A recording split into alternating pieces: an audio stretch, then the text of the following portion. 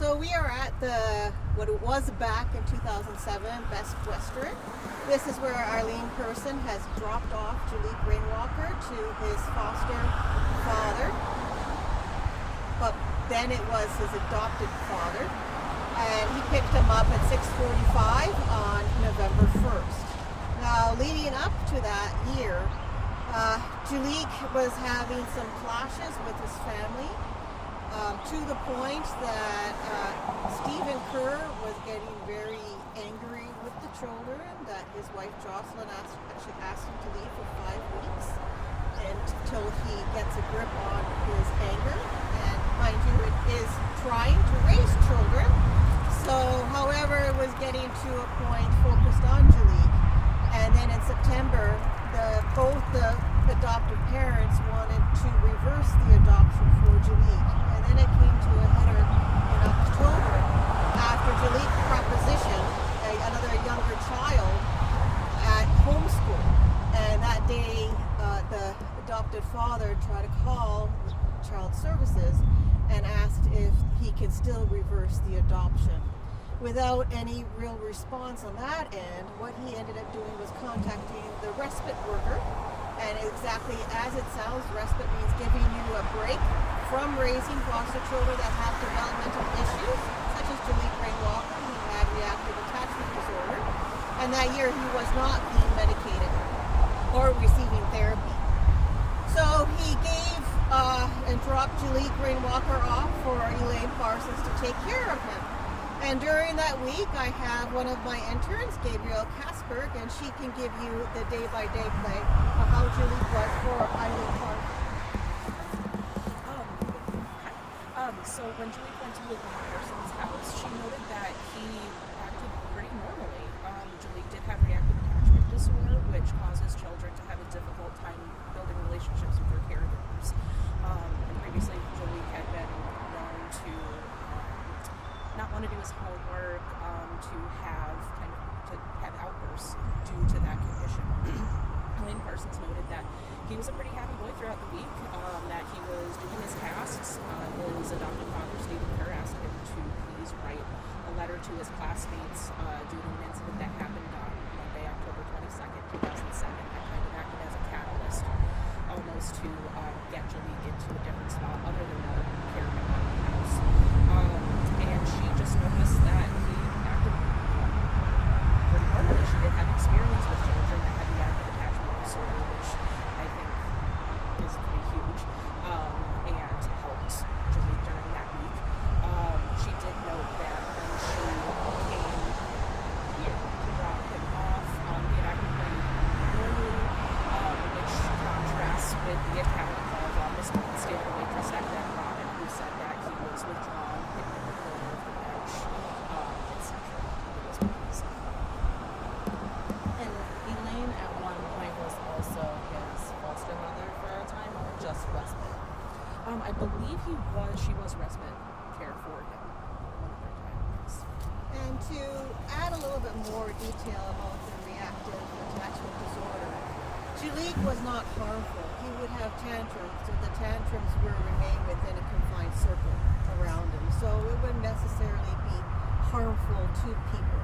It was just problems of building intimate attachments with others.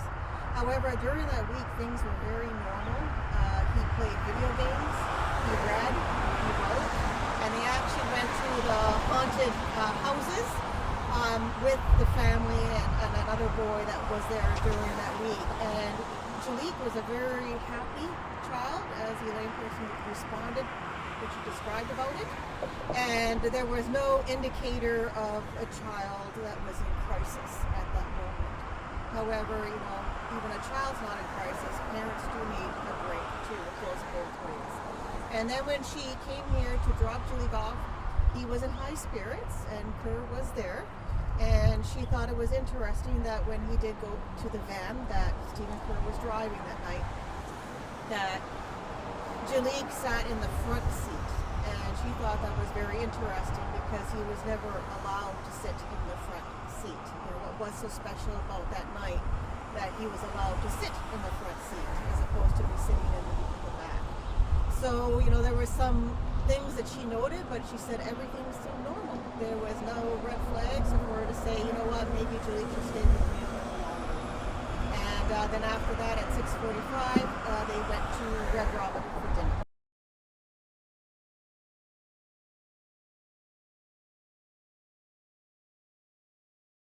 Thank you so much. Forever. I was just saying, that's kind of nice. I like that. This is the first time I've heard. So Tina, we're in front of Red Robin. This is where Stephen Kerr and Jaliek went to eat dinner after he was picked up from Albany. Can you tell us anything specific or significant about this location? So when you do a person's last steps, you will actually time everything out to make sure that things make sense and what's relayed does correspond with the time frame. So it does make sense from Best Western to this location that Stephen Kerr and Jaliek Rainwalker did arrive here in a timely fashion, right? And we did have reports, publicly it is available that Kerr was very loud and boisterous, which goes against his character in public places. And also, Jaliek Rainwalker was very quiet and subdued.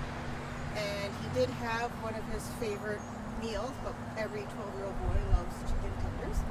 So that's not as informative as anything, but he was quiet, but Stephen Kerr was very loud. And I remember the waitress was saying that somewhat verbose, and he paid a very large cash tip. So there are some questions why this contradiction in character. We don't know. And then they did leave this place, including padding the time after paying the bill, about 8:07 from Red Robin. You are from the Justice for Jaliek Facebook groups. Can you tell us a little bit about how you got involved in the group and why it's so important to you and why you want justice for Jaliek? Absolutely. I personally got involved years ago when this happened. I was living in the area when it happened. And the moment I heard about it, it just struck me and stuck with me. And every day I thought about Jaliek. And so talked about it and thought about it. And I finally found out that there was more people like me out there. So we formed a group and it just grew. We've just hit about 7,000 members now. And Shaquana is also one of our administrators of the group. And we just really felt that the space was necessary for folks to grieve, to ask questions, to express how they felt, because we realized there weren't just local people who were interested or hurt by this. There were people nationally and worldwide. So that's a great thing, although it's bittersweet. We're looking for this child. But we keep going because we know that there are so many people that want answers. Shaquana, you are involved for a little more of a personal business that's close to home. Yes, I was a former foster child myself, so reading upon Jaliek's case, I came across the group on Facebook and wind up messaging Jess, and we've been in talks ever since. So I just wanted to be involved more, getting his name out there, getting his case out there, because there's a lot of people who still don't know about the case or don't really know a lot of details. They know he's missing, they get drawn in because of his face. He's such a beautiful boy.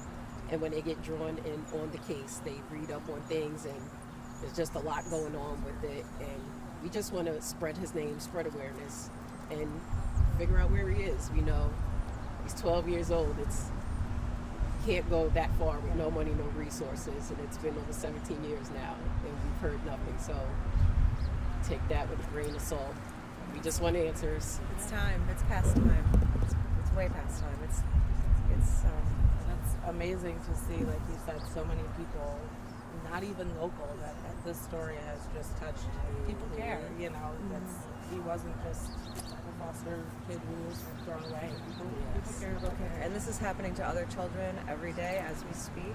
And we want to thank everybody who do care and don't just let it pass and don't just think, let it.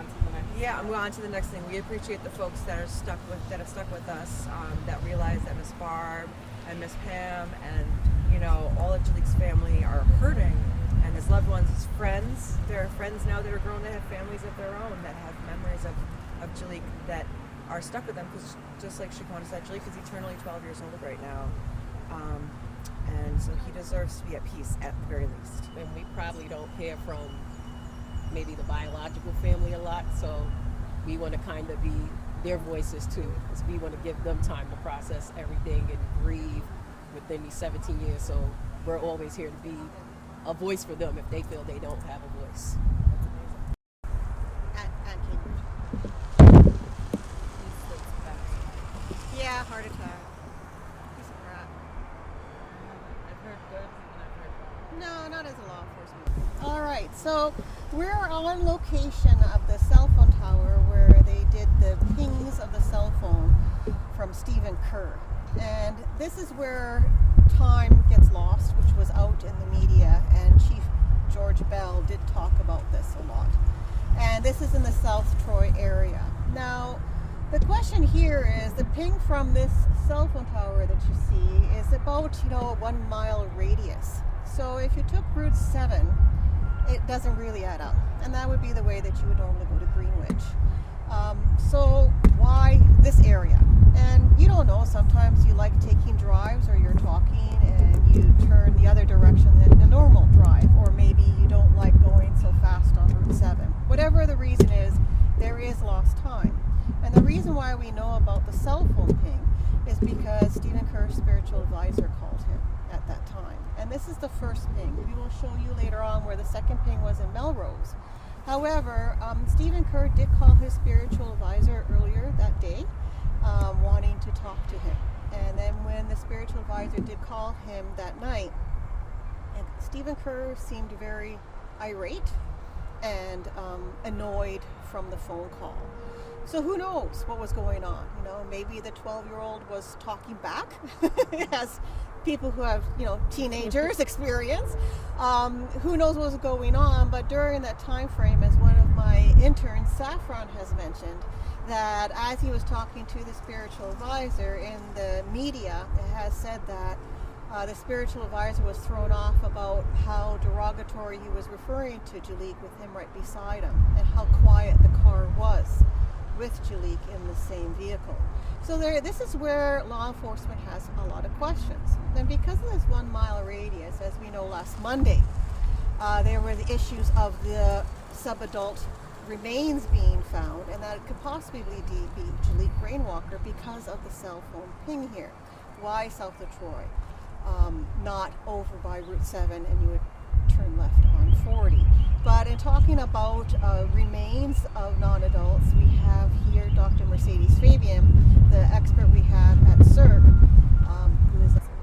So first I'll explain forensic anthropology, which is being an expert in the human skeleton and identifying individuals who are found. Typically with forensic anthropology, we identify individuals who are in later stages of decomposition or skeletonized, the latest stage. And so with a lot of cases like this, when people are missing for an extended period of time, a lot of the time what's left are bones, and so we get called in to look at what's there and see if we can age the remains, sex the remains, see if there's trauma. And so with the bones, a lot of times that's what's left, and we're the ones that can kind of read them and continue to tell the story of that individual who most of the time is unidentified. So we have the Hudson River behind us. Can you speak a little bit to what happens to a body when it's in water for an extended period of time? Sure. So it really depends on the location, but if we're talking about the Hudson, and that's why this is also a really important location, the Hudson is a place where bodies are found all up and down the Hudson, but there are strong currents, so typically you don't find a body once it's been placed in the Hudson or someone goes into the Hudson. You don't find it at that exact spot. Typically the currents take them somewhere and then they get trapped up somewhere, normally farther downstream. But after extended periods of time in the water, what it does is it's going to really affect decomposition, and the body will eventually sink, and then as decomposition continues, the body bloats, and then it will actually rise up to the surface again and float.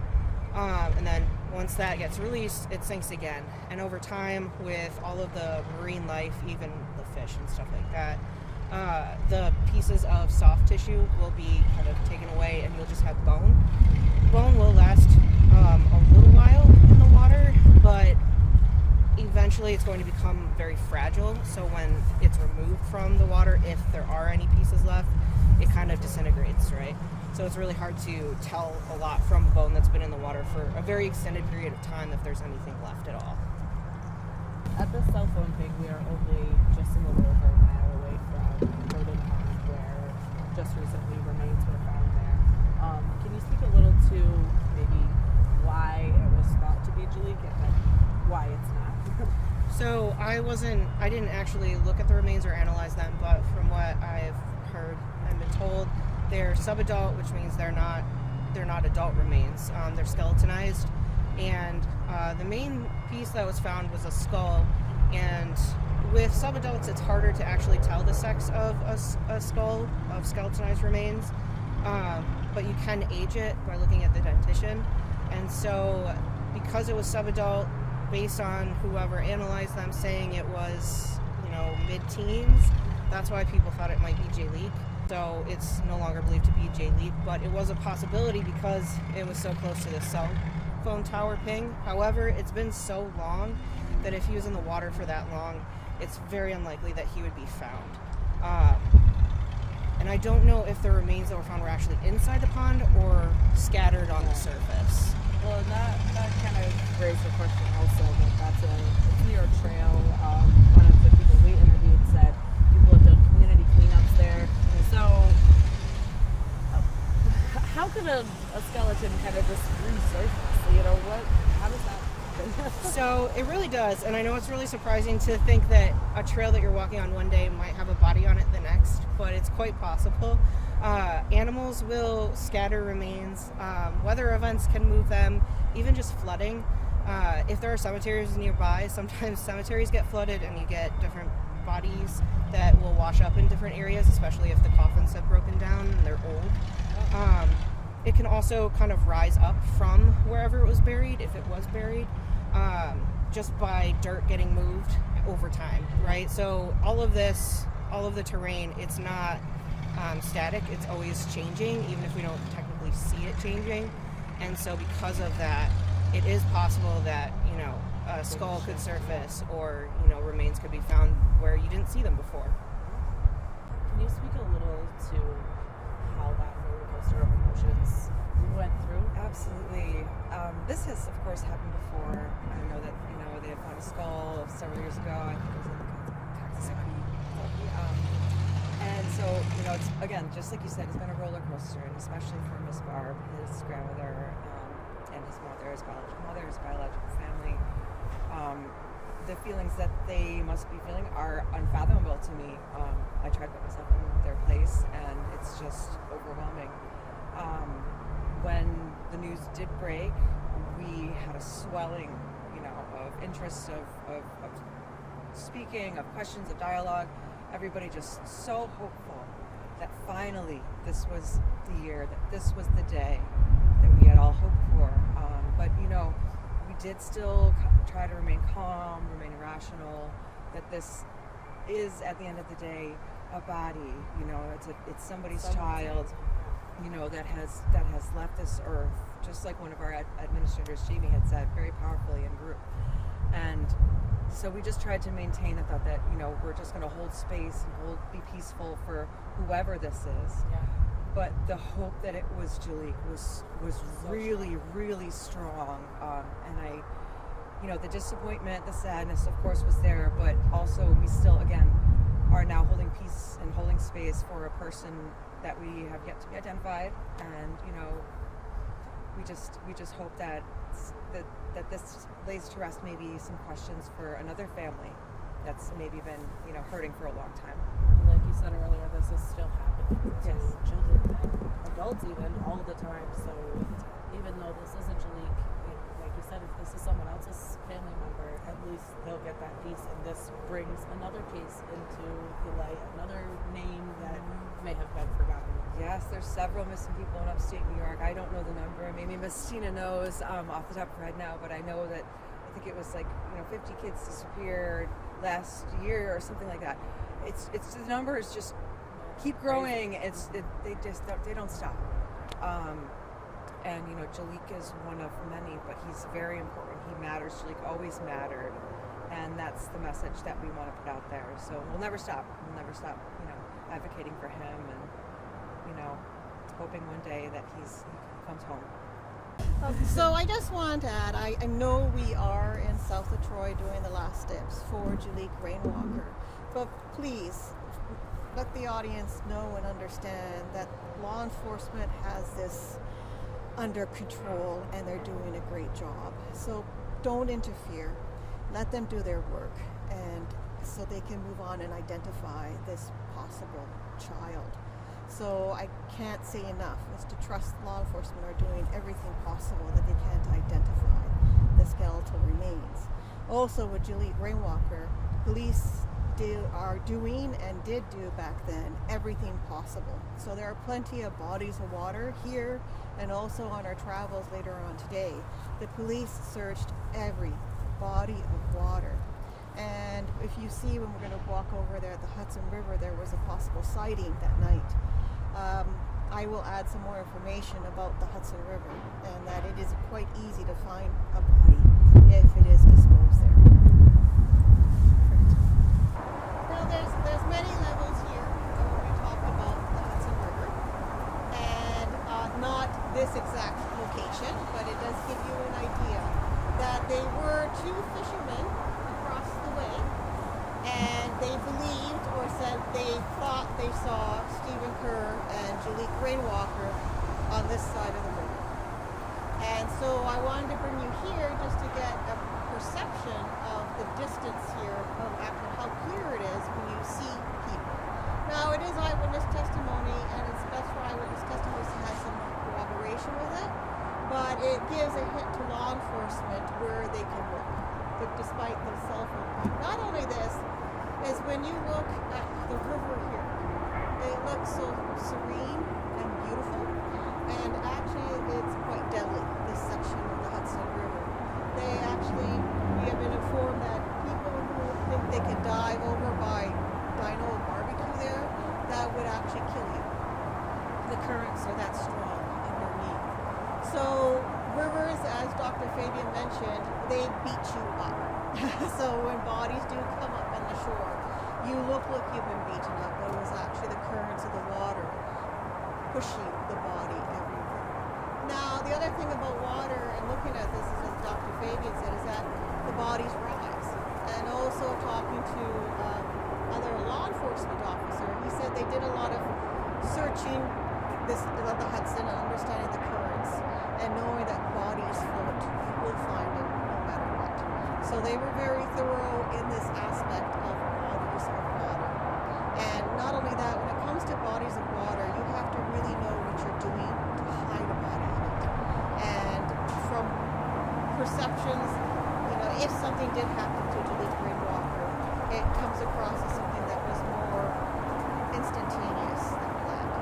So a person who had the knowledge to know how to make sure a corpse doesn't come up is kind of out of people's wheelhouse, as you might say, day in, day out.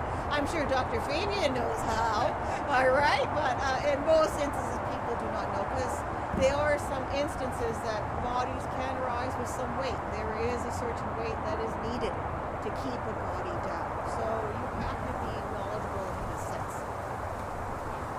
So we're here in Melrose, outside of Troy, headed north. And what are we doing here? All right, so as we talked about, last steps for anyone, a victim or someone who was last seen with a victim, is important. So this is where, as it has been in newspapers, the second cell phone ping. So at this point in Melrose, there is nothing else to corroborate about Jaliek Rainwalker's last steps. As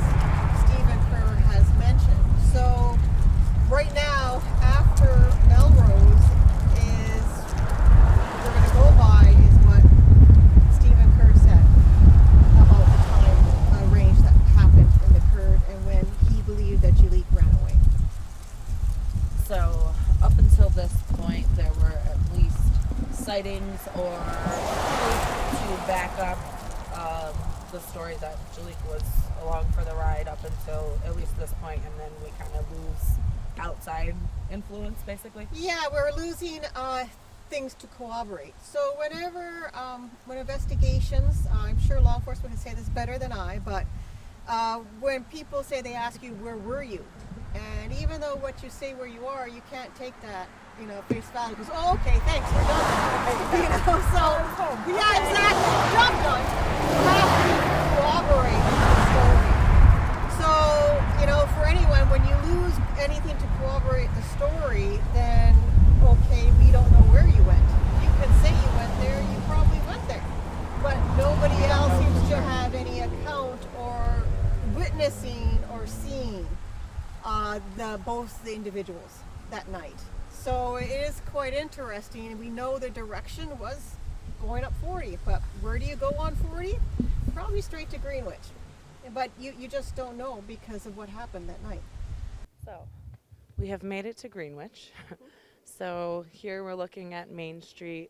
Tell us about this location and what the significance it has.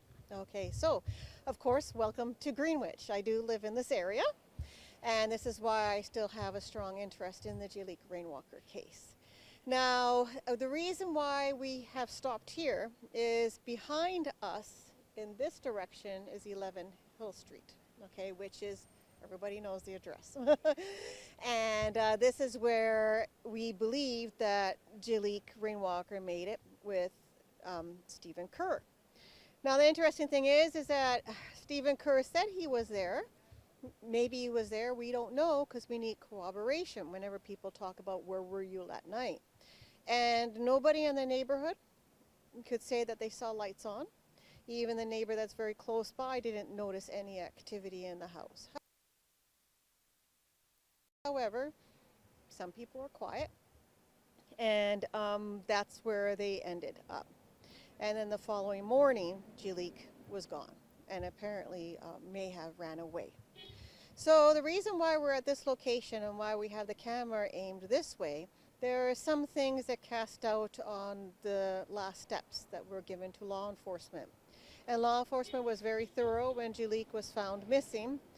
And they searched every body of water in this area, and of course south of Troy, and they also found, even though it's 2007, cameras. Okay, nowadays there's a camera everywhere, and it's very helpful. Now, luckily, there was a Glens Falls National Bank right here, and the ATM camera caught, after around midnight, a minivan that drove by heading this direction. And away from Hill Street. yes, so it would drive up the Hill Street past Trusco and going down towards Hannaford. Okay, let's just say that. So the question is, it's a minivan. You can't tell what color. You can't really, there's nothing other identifiable marks. However, Stephen Kerr was driving a minivan that night. There is no minivan driving back, and there's no indication just because the minivan went that direction, you still don't know where the person went, because there's many roads and ins and outs here, and if you know the area, you could end up anywhere up in that direction. But that is evidence of saying that, okay, we know that Stephen Kerr, if that was his minivan, on some level may have been here at Greenwich or not. Like I said beforehand in Melrose, the other element that corroborated his direction of driving up to Greenwich was the cell phone ping in Melrose. So that he was headed in this direction. exactly, and so the many events started after this. So Jaliek Rainwalker apparently went straight to bed when they arrived at 11 Hill Street around 9:30, and then the next morning when Stephen Kerr checked on Jaliek that morning, he was gone. There were pillows under the blankets, and he believed he ran away based on a note that was left behind. I have a question about the note. Just in reading and thinking about it, was that ever compared, like handwriting analysis or anything to your knowledge? Well, nothing to my knowledge, but I'm sure it has been, with law enforcement being so active and ongoing with this case and thorough. However, from studying the note that was left behind, Elaine Person believed that that was the note that he wrote for an apology earlier, It was not a note saying that he actually was running away or leaving. So it gives some questions here. Was that note just something that was handy to make it look like that he ran away, or did Jaliek truly write that note? And so after that, Stephen Kerr did not call the police right away. He took a shower. He returned to movies around 7:30, and he headed the same direction. That's where the movie rental place was, out by Hannaford. And he came back, and Jaliek wasn't still there, and he didn't call the police right away. He talked to the place where the children were homeschooled. Then he finally called Jocelyn, and then Jocelyn head over to 11 Hill Street with one of her sons. Then Barbara was called. So you can't say because of the events and taking a shower, returning movies, yes, it's odd behavior, but you also have to know that people behave oddly sometimes. Especially, in times of grief or uncertainty. Exactly. It does pay attention to individuals and their behavior. It's because Stephen Kerr did do a lot of suspicious behavior, enough for Chief George Bell to announce on the media that he believed that he was a strong suspect because he was the last person seen with him and because of the way he was behaving thereafter. However, there is no solid evidence at the moment. Maybe there is now. I'm not privy of that. Yeah. But there is no way to connect Jaliek Rainwalker's disappearance because there is no body, there is no crime scene. However, there is enough motive, but just because you think it doesn't mean that you did it. Yeah, it does not. It is circumstantial. Does not stand up in court. No, it doesn't. Well, circumstantial can stand up in court if you have proof that he has killed himself. But then, if you look here in Greenwich, it is still predominantly. Yeah. Well, this is the whole thing. George Bell and, of course, New York State Police, FBI, everyone, they were here looking everywhere they possibly can, and they said there is no way a 12-year-old boy, biracial, he wouldn't be able to survive. He would have been seen, because as you notice, someone came out right away when we were here, like, hey, what are you guys doing? Okay? Yeah. We don't, small town. It's a small town, and people aren't scared to say, what are you doing? You know, who's that? That's different. So nothing was taken or stolen for food, a bike for transportation. And where we came from on Hedgeman Road, that would be the direction that if Jaliek would run away, walk.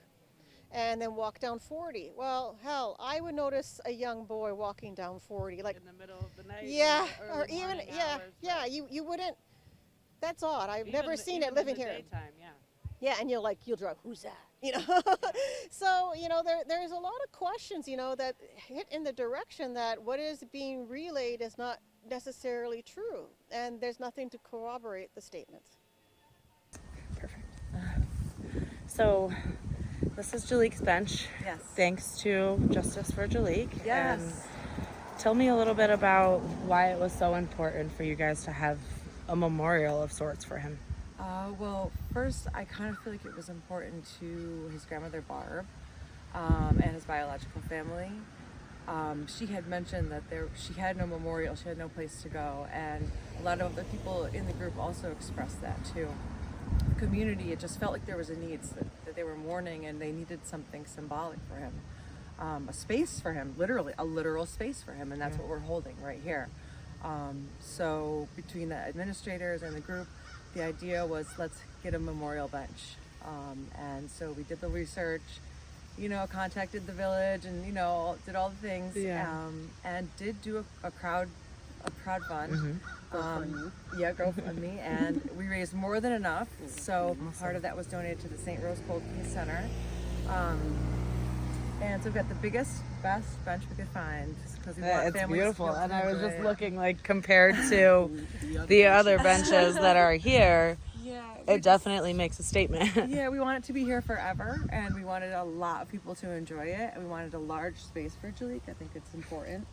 And the plaque over here, we just wanted to be in memory of Jaliek Rainwalker, never forgotten. And yes, we wanted to make sure we got his biological last name in there too. Yes. So that part is never forgotten. Yeah, and while we're on that, you want to discuss that a little bit because I think it's something that most people don't realize. Yeah, Jaliek has a biological family. They have been trying to search for him. They do love him. They are advocating for him. They are not responsible for his disappearance. I mean, they are a family unit that has been destroyed by this, no matter what. And their hopes got up too, you know, and so this is for them as well. And He has lots of family that still live in the Albany area. absolutely, Some of them are in the group. absolutely. They voice their opinions, and we Like you just said, wanted you to just make hold sure the space boy for them, yeah. name wasn't forgotten. You know, Yes. Rainwalker is a made-up name, and that's a very publicized name, so we did want to include that, but also not let his individual His identity. identity You know, be his lost. real name, you know, his name's been lied upon, his name's been, you know, thrown dirt upon. And we wanted to also, you know, clarify the story of Jaliek, you know, that Yeah. he was a loving, wonderful, beautiful child. And even if he did have issues, that doesn't matter. That He doesn't still matter. deserve to live. He deserves love, and he deserves to be remembered. Yes, So we come across a lot of people in the group, former teachers, former caretakers, former soccer coaches, karate yes, teammates, coaches, classmates friends, that have spoken up and spoken about their experiences with Jaliek. So and their experiences with Stephen. yes, I think those are important experiences to recognize too. You know, Stephen is a person of interest, Right. and we also want him to know too that we are here and we are not going anywhere as Justice for Jaliek, because that's what we want. We would really like Stephen to speak, you know, and if he wants to exonerate himself, please do so. We do want to find Jaliek, and you know, we would think that he would too in as any well. way. Right. So we're holding space for that as well. so this is